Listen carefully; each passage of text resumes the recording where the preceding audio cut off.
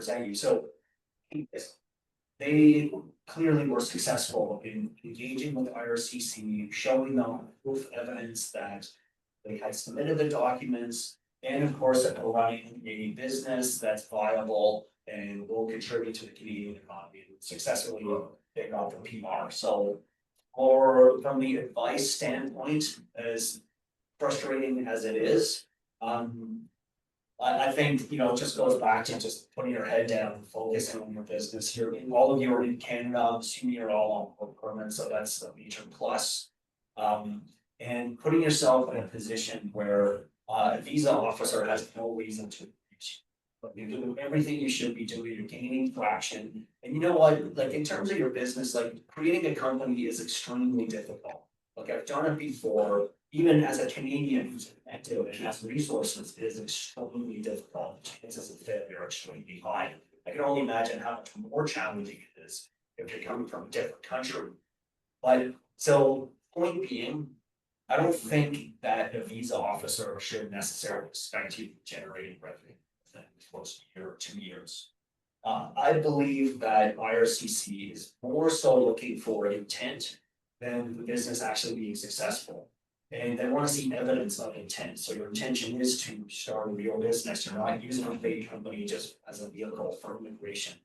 So head down, just hitting the pavement, accumulating as much evidence and proof as possible that you're actively engaging in your company.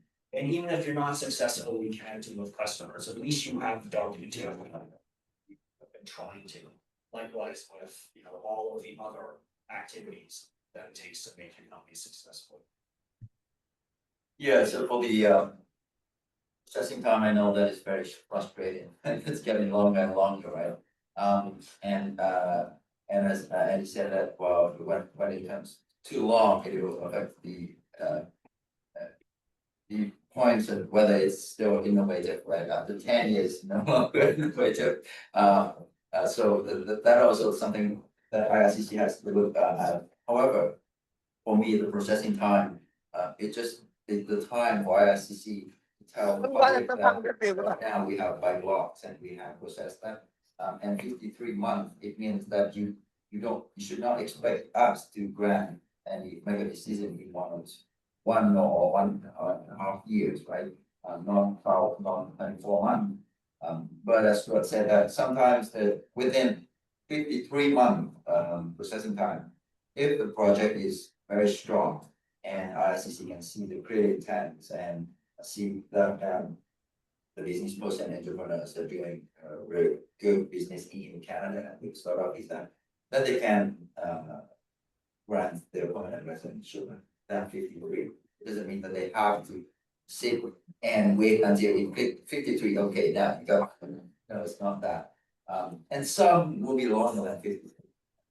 I said that some. I see some doing that. I've been here for 5-7 years, right?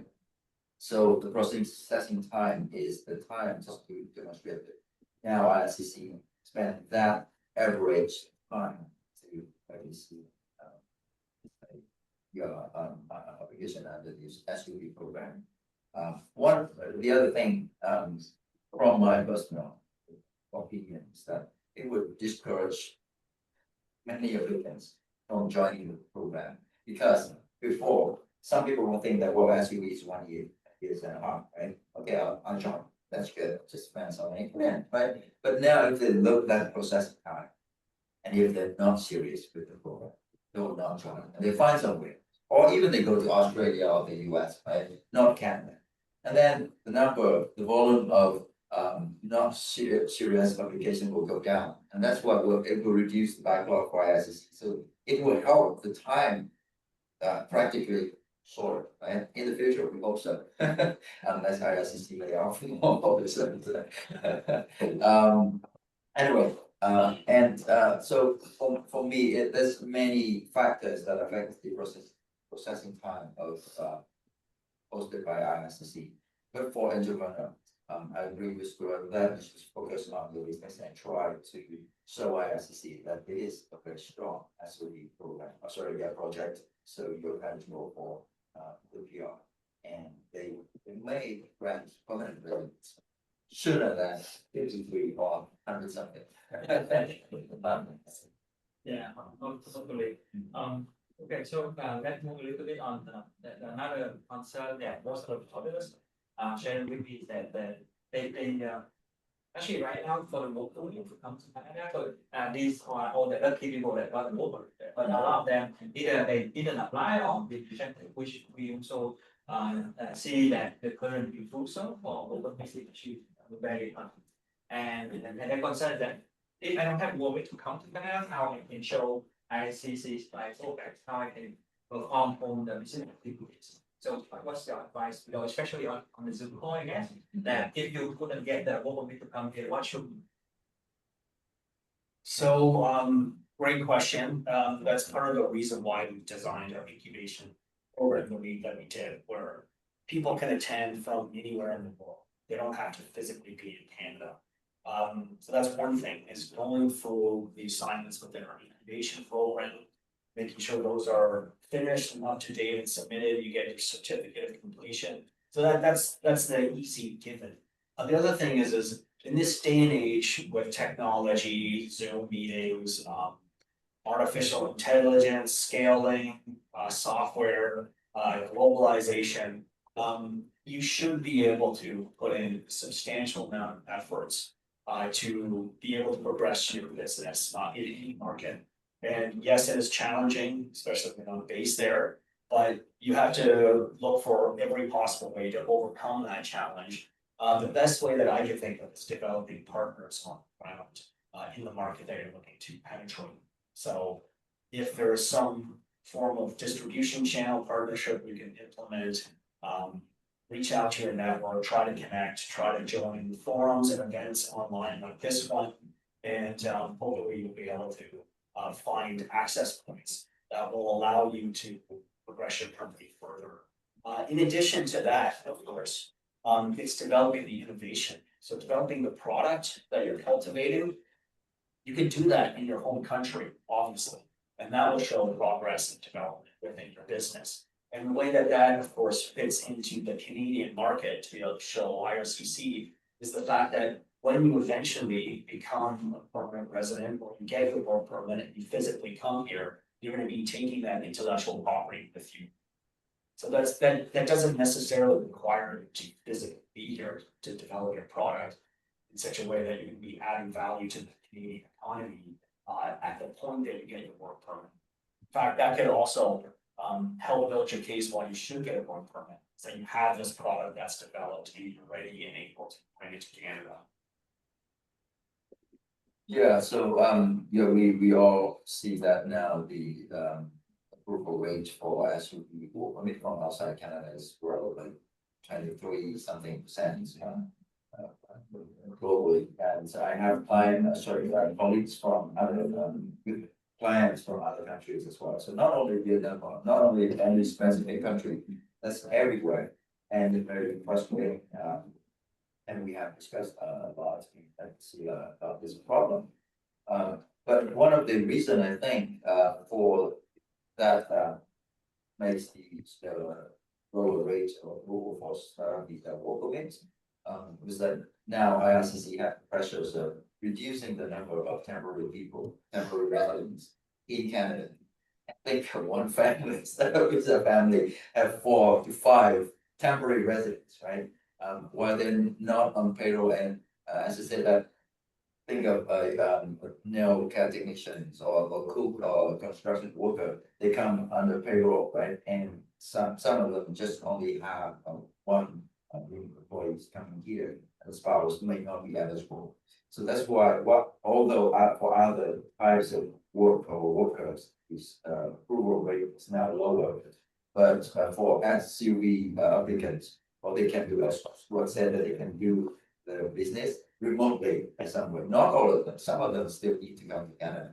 That's why there's some part of the approval rate, 20 something percent. But IRCC may think that they can do by other ways, right? Coming to Canada, they're not working full time on festival. Most of the startups are not paying their employees yet. So that's why they can do remotely and so reduce the burden, the financial burdens on applicants. And previously, for many of the application, as with the work permit application, it's just IRCC just require the minimum settlement fund for the family. But now they require that you have to prove that it's enough for your family 3 years.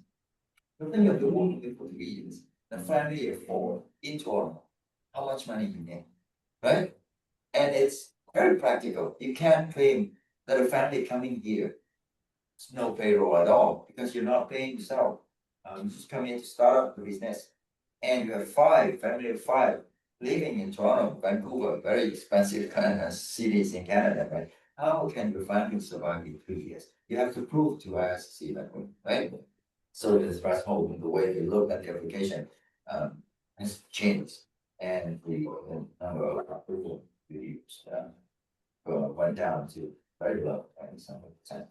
So you should have a plan B, and of course, most of the startups have that to work remotely and have counterparts or partners in Canada to run some part of the startups, and also so that you can do it from outside Canada. Don't just stay and wait until you have the work permits to do something for the startup, because you have already submitted the common investment application. It means that you're committed to the project, and you should find some way to work on it and find a partner like OSS is one of the partners that can help startups from abroad, right? Or work online, have Zoom meeting with clients or suppliers in Canada. That's some way you can prove to IRCC that you're doing the business here in Canada remotely, right? I'll just add to that. So again, I'm gonna use you as an example. So my Pycap member of the audience has a successful business in South Africa. His business partner is based there. And we were literally just, if you don't mind me. No, it's okay. Okay, thank you. So we were just discussing, this exact question, like how do we show progress with the company? Like it's taking off in South Africa, making tons of money, developing these amazing client relationships. Like, how do you configure that in such a way that it shows traction in Canada? And literally what we we're just talking about is treating your Canadian entity, and this is exactly what you should be doing for the Startup Visa, by the way, as the head office. And this entity that's in your home country as the division, satellite entity that is owned by the Canadian entity. So in my opinion, that is builds such a strong case for you to be a Startup Visa, a successful applicant, because it hits on exactly what the government is looking for, increasing GDP. So if you have this entity that's selling into foreign markets and bringing capital into this country, like there's no better thing to be able to show the Canadian government than you actually have a globally successful business. Andy mentioned that I'm on the investment committee of this Ontario government-backed fund called OCI. Like that's one of the key things that we look for before we make an investment. Is this company globally viable? Does it have the ability to get outside of Ontario, outside of Canada, and start selling overseas? So if you're in your home country already, maybe also focus on making a business successful there as well. So you can do exactly what our friend from South Africa is doing, is when he's eventually here or already here, he's able to show that that business is inherently already global. That's the third point of the startup visa defined. Yeah, global. Exactly. That one of the requirement that normally the companies forget to do. Yeah. And actually, since you mentioned, I think one of the very key point, and actually we will cover this before we move to question from the audience. One thing that we got a lot recently, especially from the request from RCC, is that they're questioning the Canadian benefits and how how we should interpret that, how they then how we should demonstrate that to RCC that what I'm doing have the Canadian benefit. Okay, so we just touched on the GDP aspect, you're right. the Canadians really want to see innovation here. So that, as we discussed, that is a critical element of the startup visa program is bringing something novel, some technology. So you have to be able to show that. Employment obviously is a hot ticket item for governments to be able to show. So building a case as per how your company is hiring people currently or developing successfully in such a way that you will be hiring people in the future. In addition to that, what I think most people overlook is consider highlighting to our IRCC the partnerships and the value in being a customer in Canada. Like for example, if you're hiring a Canadian lawyer to represent you, if you're hiring a Canadian accountant to do your taxes, if you're hiring a Canadian software developer, like all of those things are contributing to the Canadian economy. It should be, expressed eloquently to IRCC to say like, look, I'm not just sitting here and sending money back home or not doing anything, but I'm actually like spending real money here, providing employment opportunities or contract work opportunities for all these other Canadians. Yeah, so for that is the reason why the requirement for SUV is more descriptive. They just have 3 lines, right? They don't say that you have to make generate some revenues, right, or make profit in 2 to 3 years. It's not like PME, provincial entrepreneurs, that they set some KPI for the entrepreneurs coming to a specific profit. For startup visa, is more with innovative idea that they're bringing something that can have potential to contribute to the economy of Canada. And let's look at it from a qualitative perspective that, well, now you're hiring at least OSS, right? Pycap lawyers and accountants. You're not coming in to do everything from scratch on your own, right? Pay no one, nothing at all. Right? And then you show that, well, in the description and also the implementation of your project, you have to show that you're doing something that in the near future, not in 100 years or 50 years, that you will do something that makes sense, right? It should be something that makes sense in the near future that can IRCC officer can see it, right? So that is how they contribute to Canadian to Canada, and also think of why they combine innovative with Canadian the global competitiveness, because Canada wants to look between Canada compared between Canada and one of the G7 economy with the US, right? You know that in the US they have many unicorn and Europe as well. But Canada now, we want something what we think of 1,000 SUV projects that they only need 3-4 unicorns, right? Like Facebook, Meta, or Uber or something like Airbnb, right? Then it's good for Canada, right? They don't need 1,000 unicorns. It's just some of them, but at least the rest would do something make sense or sustain in Canada, right? Or do something like create job for not only employees but also contractors and bring them to Canada, not other way around. Yeah, that's a good point. Like, remember, Canada needs people like you. Like you hear about the unemployment issues and the lack of this and that and the economy and all of that other stuff. Like Canada needs entrepreneurs in this country, creating products and creating opportunities. Like if you look at some of the biggest tech companies here, Shopify, I'm sure you've all heard of Shopify. I think it's now again the most valuable company in this entire country. That founder, Toby Ludke, is an immigrant entrepreneur.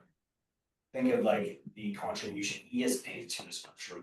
Wattpad, I've heard of that.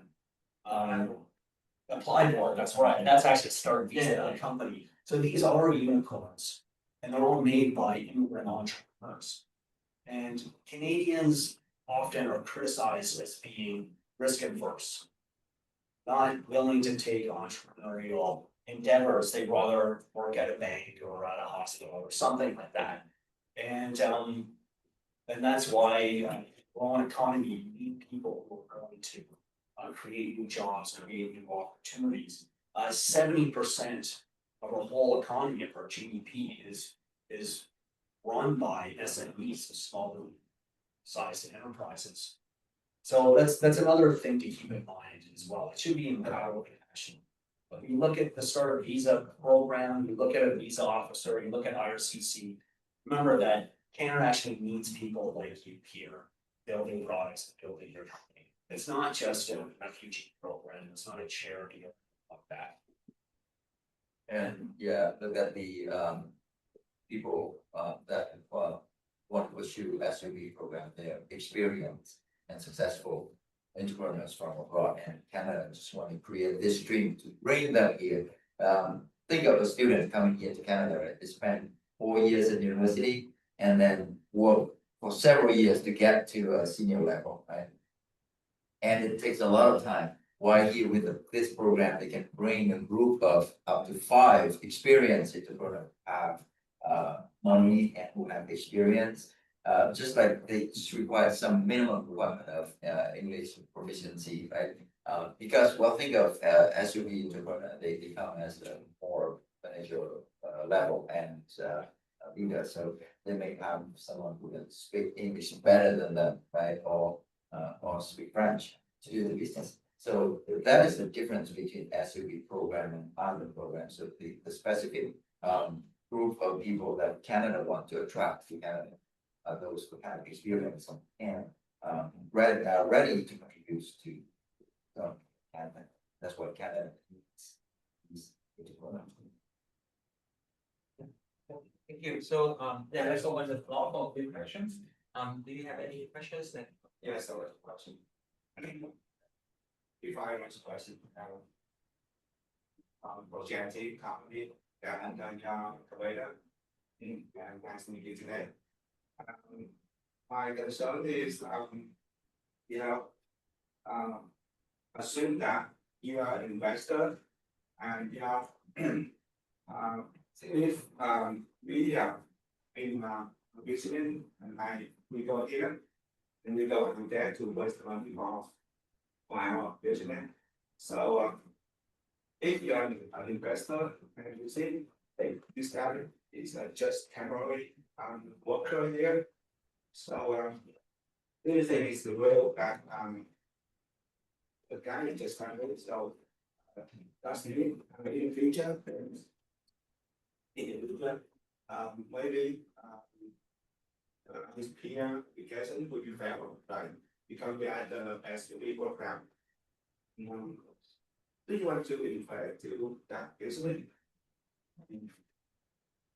You know, this is something behind the scene that people don't speak out.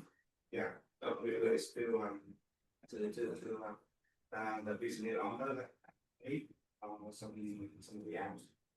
Yeah, that's what I think. Okay, good question. Yeah, happy to give you my perspective, obviously, as an investor. You basically nailed it. To be completely blunt, investing in anything is a trade-off between risk and return. I'm sure anybody who's in finance or you invest knows those 2 pillars of the whole investing world, risk and return. And so when someone is looking to take a risk, make an investment, especially considering how risk averse Canadians are, it's extremely challenging for a startup entrepreneur in the best of circumstance to raise capital. Like I know very many examples of very successful companies that were never able to raise financing. So that's very challenging, number one, because you don't have a track record. And then you add a layer of risk onto that, exactly like what you mentioned, the risk of not getting PR. Then that adds like an insurmountable amount of risk. Because whenever you're selling something to a customer or you're selling your equity to an investor, it always helps to understand their perspective and like think like an investor. So when you put your money into an entity where you're trusting the CEO, the founder, to make this company successful, and that entity is based in a country where it may not retain that entrepreneur. So I'm not saying that you have the risk of getting your PR rejected, but from an investor standpoint, that just adds again another layer of risk to an already challenging decision. So I would highly you know what, I recommend this to across the board, like students, people that I mentor, companies in my portfolio that we invested in. Like, don't base your business model, make it dependent on raising external financing. I know it might be very hard to hear, but I'm just giving you the reality of the situation. Even if you're Canadian, in the best circumstances, especially in this day and age where there's so much volatility in the markets, the best thing that you could do for yourself in business is adapt your business model in such a way that you're using your current resources that you have right now to start generating cash flow. Like that might involve tweaking things, engaging with the market. But it goes back to the thing I said, right? Focus on the right thing. Don't focus on raising money. Focus on generating cash flow from operations. That's your star in terms of guiding you properly. Because I mean, I could go into a whole lecture right now about venture capital, angel investing, or other external sources of capital. There's a very small window of the type of investments that are made at the early stage, and unless you fit into that, you're not gonna get financed. And nowadays, you have to fit into that, plus you have to have traction, like revenue and other elements that you would need to have on your own anyways to make your business successful. So yeah, I mean, that's my best advice. Like, it might not be the answer you're looking for, but just focus on cash flow Yeah. through operations, yeah. Okay, but because we all see the process in time frustrated. 3 year, 4 year, 5 year, nobody know, right? So that is the nature of startup. We go very quick, very quick. And ISCC actually want to see we are success and see the traction. And so that's why we have some traction by with some money. I believe that we can survive for 3 years, 5 years without money. Converted from investment someone else. Yeah, that's why I so let's sometimes we need investment, yeah, to the results. So Yeah, no, I get it. It's, yeah, it goes back to all the challenges we talked about. Yeah, it's tough, yeah. But if you can work for 5 years, like I've been there, I've run businesses and I've banged my head against the wall. And I've had one failure after another. Every single successful entrepreneur has had an embarrassing amount of failures and mistakes. It just has to go through the process. And if I could give you any advice as someone who's finally come out on the other side, is to just focus on the right stuff. And there's, like, again, I'm sounding like a global investor here, but cash flow from operations. Like you say you have a runway of 5 years. Like, that's a huge resource right there. You have time, money to survive that long. Like, just adapt, constantly be asking yourself the question, how am I going? Whatever I have right now, how can I use what I have right now to bring money in? Like, I don't care if it's from your core dream business, which is having an AI platform that does X, Y, and Z. Like, I mean, maybe, I don't know, do consulting or teaching or whatever the heck it is. Just get money coming in. And that, as long as you have that, that will help direct how your business model should evolve, because you just keep refining on what's working. And then once you start gaining traction and you get to a stage where you don't need external financing, of course, as the saying goes, that's the best time to get external financing. Since we also almost have time, there's only one question on my side. Maybe event is for everyone. So what are all the future events that we organize that the team members will participate? Okay, so we often have events sporadically kind of come up. So members of Pycap, please look out for any announcements that we make through Canvas. Also be very particular in terms of following us on social media, because we post our events there as well.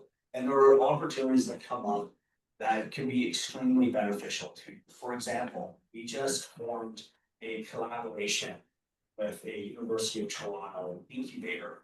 It's based in Scarborough. We of course announced it on the platform. We had about 36 applications come in.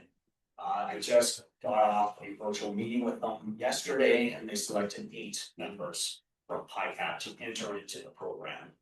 And it's a phenomenal opportunity. It's like amazing, like state-of-the-art office space to use in Scarborough. There's the mentors, like PhD, faculty, entrepreneurs. There's events by people coming in from Microsoft, I think Google as well. So it's a huge opportunity, but the only people who are able to access that are obviously the ones who are following us closely and jump on those opportunities. We have a ton, hundreds of companies in our incubation program. So I don't have the bandwidth to be following up on each individual one and holding their hand and make sure they've heard about the announcement and they're making the application. So it's the people who are like really on the ball or attending events like this, like all of you are attending, which is great. So yeah, I don't have events and dates right now, but like I said, just stay focused on following us and looking at our announcements and you'll be aware well in advance before the thing, so. And actually on top of that, I'm sorry for seeing this, but we're happy to provide space here in Toronto if by having any space for the events and so to meet up with partners and all that. So you can also reach out to us. We also have event on our side with people like Stuart and then others, other experts and advisors that we believe will be beneficial to own SCP companies and others in Canada. Yeah, so we're happy to support that. And another thing for Horizon that we so like kick off from the event that we will go rating on WhatsApp that we want to invite all the SCP people, invite from any other basically organizations to join so that we have people like the time that you also sharing and maybe giving some updates in there. So WhatsApp group is even better place to quickly send out all the kind of information. But maybe people can have Q&A together, can find each other, and we can gather some of the common concern and maybe organize one like this in the next few months so that we can address to everyone. So hope that will be something that will be beneficial for them and everyone. And I guess it's time, so we need to move to the next sections. But before that, I would like to get everyone come up here and make work group. And like you said, it's always good to have documentations. So let's come up here. We need to clear it. Update by And before we do group photos, so after